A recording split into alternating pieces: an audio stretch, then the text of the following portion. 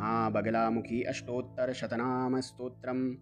ॐ ब्रह्मास्त्ररूपिणी देवी माता श्रीबगलामुखी चिच्चित्तिर्ज्ञानरूपा च ब्रह्मानन्दप्रदायिनी महाविद्या महालक्ष्मी श्रीमत्त्रिपुरसुन्दरी भुवनेशी जगन्माता पार्वती सर्वमङ्गला ललिता भैरवी शान्ता अन्नपूर्णा कुलेश्वरी वाराही छिन्नमस्ता च तारा काली सरस्वती जगत्पूज्या महामाया कामेशी भगमालिनी दक्षपुत्री शिवांकस्था शिवरूप शिवप्रिया सर्वसंपत्करी देवी सर्वलोकवशंकरी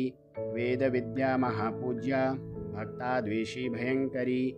स्तंभरूपा स्तंभनी च दुष्टस्तंभनकारिणी भक्तप्रिया महाभोगा श्रीविद्या ललितांबिका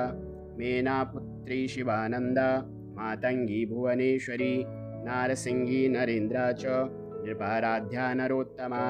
नागिनी नागपुत्री च नगराजसुता उमा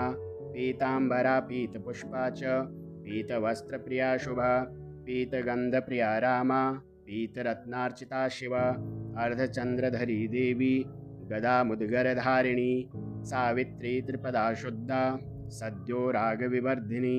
विष्णुरूपा जगन्मोहा ब्रह्मरूपा हरिप्रिया रुद्ररूपा रुद्रशक्ति दिन्मयी भक्तवत्सला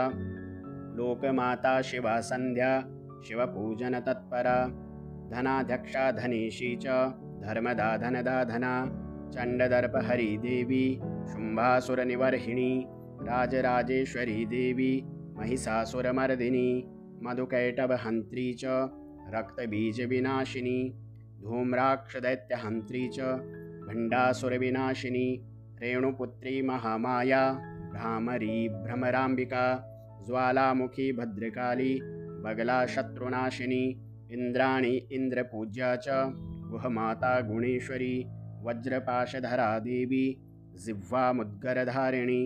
भक्तानंदकरी देवी बगला परमेश्वरी। अथ फलश्रुतिः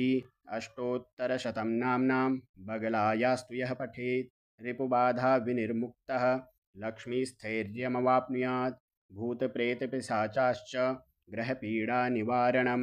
राजानो वशमायाति सर्वैश्वर्य च विन्दति नानाविद्यां च लभते राज्यं प्राप्नोति निश्चितं भुक्तिमुक्तिमवाप्नोति साक्षात् शिवसमो भवेत्।